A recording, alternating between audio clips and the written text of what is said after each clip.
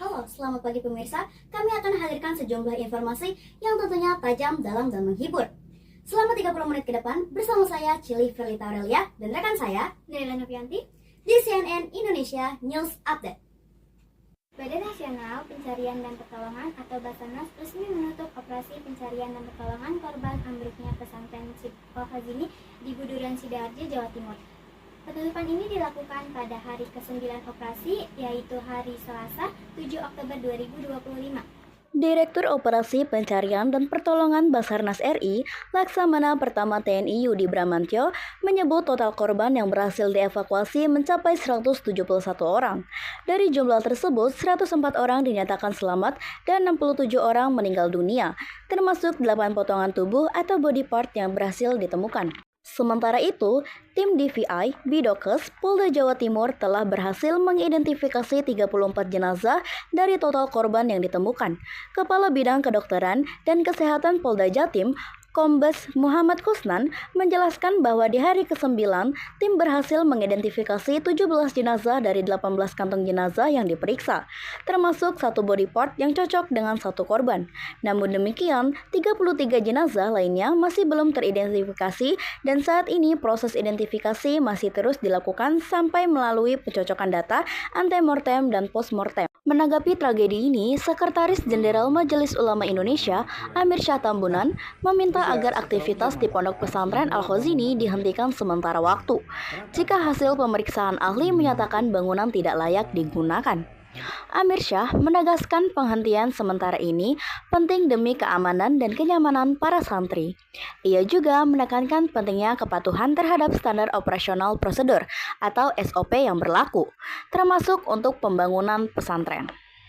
Sementara itu, Menteri Agama Nasaruddin Umar menyampaikan bahwa pihaknya akan mulai mendata sejumlah pesantren di Indonesia yang belum memenuhi standar keamanan bangunan. Langkah ini dilakukan sebagai upaya pencegahan agar peristiwa serupa tidak terulang. Di sisi lain, Menteri Koordinator Pembangunan Manusia dan Kebudayaan Muhaimin Iskandar atau Caimin menyebut tragedi ini menjadi bahan evaluasi penting bagi pemerintah. Caimin menegaskan bahwa pembangunan pesantren tidak boleh dilakukan tanpa izin resmi agar standar keamanan dapat terukur. Pemerintah juga berencana melakukan pengecekan berkala terhadap kondisi pesantren dengan pelaksana utama oleh pemerintah daerah. Operasi pencarian resmi berakhir, namun proses identifikasi masih terus berlanjut. Tragedi runtuhnya Ponpes Al-Khazini menjadi sebuah peringatan akan pentingnya kelayakan pembangunan lembaga pendidikan demi keselamatan para santri di seluruh Indonesia.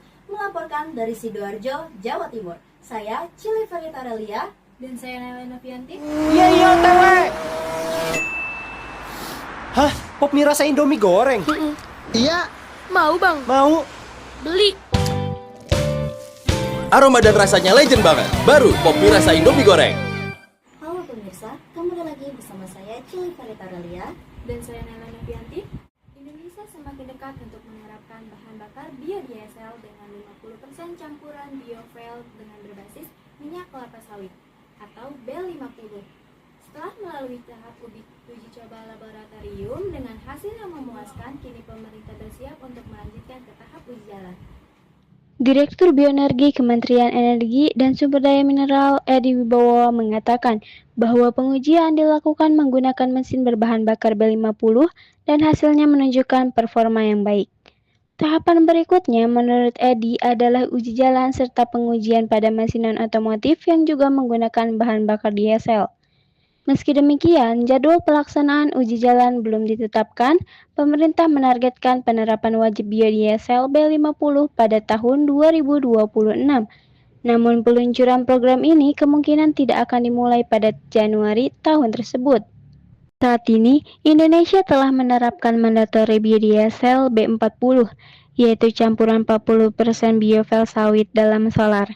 Berdasarkan data Kementerian ESDM, penerapan B50 nantinya akan membutuhkan sekitar 20,1 juta kiloliter biofuel sawit per tahun, meningkat dari 15,6 juta kiloliter pada program B40. Langkah menuju B50 ini menjadi bagian dari upaya pemerintah mengurangi ketergantungan pada impor bahan bakar fosil sekaligus mendorong penggunaan energi terbarukan di sektor transportasi dan industri. Dengan hasil uji laboratorium yang memuaskan, Indonesia selangkah lebih maju menuju era energi bersih berbasis sawit. Tahapan uji jalan akan menjadi penentu kesiapan program B50 yang ditargetkan mulai diberlakukan pada tahun 2026. Berita selanjutnya adalah kuota produksi tambang kini berlaku 1 tahun. Pemerintah perketat pengawasan. Dalam keterangan resmi Kementerian ESDM, kuota produksi tahun 2025 masih tetap berlaku. Namun untuk periode 2026 dan 2027, perusahaan tambang wajib mengajukan ulang kuota produksi mereka. Langkah ini dikutip dari channel News Asia Selasa 7 Oktober dan sebelumnya telah disampaikan oleh Menteri Investasi sekaligus Menteri ESDM Bahlil Lahadalia pada Juli lalu. Dalam keterangan resmi Kementerian ESDM, kuota produksi tahun 2025 masih tetap berlaku. Namun, untuk periode 2026 dan 2027, perusahaan tambang wajib mengajukan ulang kuota produksi mereka. Pemerintah juga menetapkan bahwa pengajuan dokumen rencana kerja dan anggaran biaya atau RKAB yang menjadi dasar usulan volume produksi dilakukan setiap tahun antara 1 Oktober hingga 15 November. Menanggapi kebijakan baru ini, Asosiasi Pertambangan Batubara Indonesia atau APBI berharap agar waktu pengajuan dan persetujuan RKAB 2026 yang tidak mengganggu operasional perusahaan tambang. Ujar Direktur Eksekutif APBI Gita Mahyarani. Kementerian ESDM sebelumnya juga telah menangguhkan sebanyak 190 izin tambang karena sejumlah perusahaan tidak memenuhi kewajiban rehabilitas lahan atau melanggar kuota produksi yang telah ditetapkan. Terima kasih karena Anda masih bersama kami di CNN Indonesia. Pemirsa, beberapa hari yang lalu, Indonesia telah meluncurkan sebuah film horor yang penuh pesan moral dengan judul Jembatan Shirathol Mustaqim.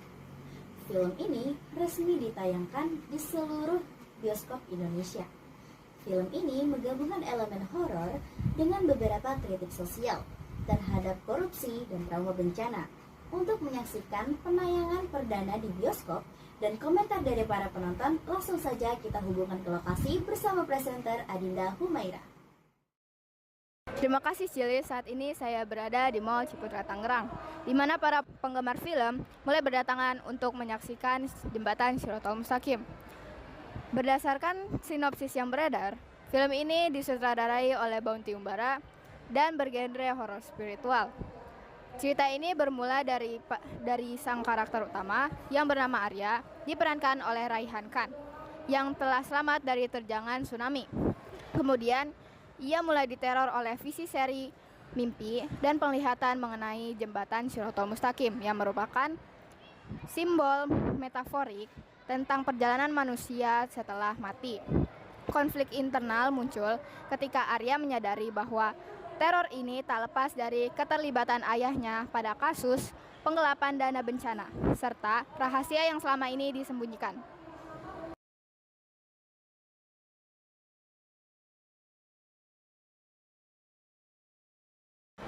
Berdasarkan data yang kami himpun, film ini akan tayang di bioskop seluruh Indonesia pada tanggal 9 Oktober 2025.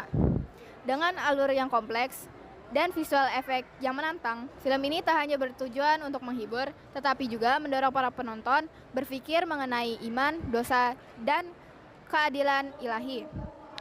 Film ini siap membawa pengalaman horor yang tak hanya menakutkan, tetapi juga menyentuh hati dan akal. Dari Mall Ciputra Tangerang, saya Adinda Humaira, lapor. Kembali ke studio, Cili dan Naila.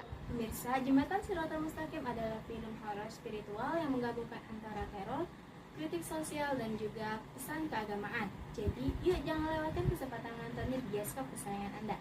Sampai jumpa di esok hari dengan sejumlah berita yang lebih menarik. Saya Naila Nabianti Dan saya Cili Fereta Aurelia, kami pamit undur diri. Sampai jumpa.